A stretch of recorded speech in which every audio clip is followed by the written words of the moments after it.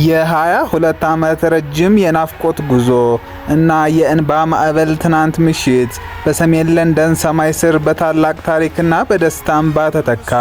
ከ2004ቱ የማይሸነፉት ዘ ኢንቪሲብልስ ስብስብ በኋላ ዋንጫው ወደ ኤምሬትስ ስታዲየም ይመለሳል ብሎ በጽኑ ያመነውና ወጣቱን ቡድን በጥበብ የገነባው ሚኬል አርቴታ ክለቡን ወደ ቀደመ ክብሩና ገናናነቱ ለመመለስ ችሏል።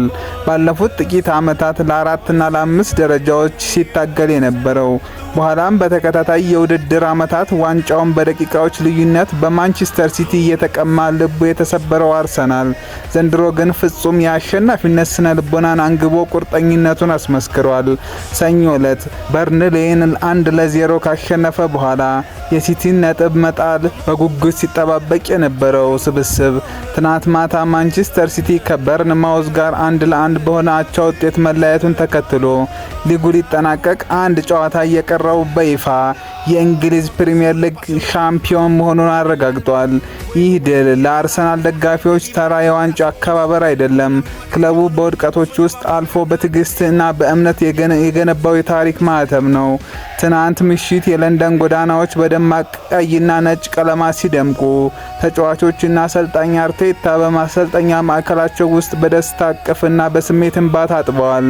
አሁን ላይ ክለቡ እሁድ ዕለት ከክሪስታል ፓላስ ጋር ከሚያደርገው የሊጉ ማጠቃለያ ጨዋታ የፕሪሚየር ሊጉን ዋንጫ ወደ ሰማይ የመጫን ትልቅ ዝግጅት ላይ ሲሆን ከዚህ በላይ ደግሞ ግንቦት 22 ከፓሪስ ሰን ጀርመን ጋር ለሚያደርገው ታሪካዊ ሻምፒዮንስ ሊግ ፍጻሜ ጨዋታ በታላቅ መነሳሳት ላይ ይገኛል።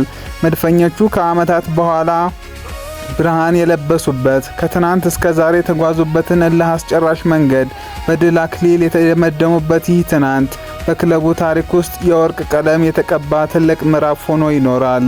ድል ለአርሰናላውያን፣ ድል ለታላላቆቹ የመድፍ አጥቂዎች።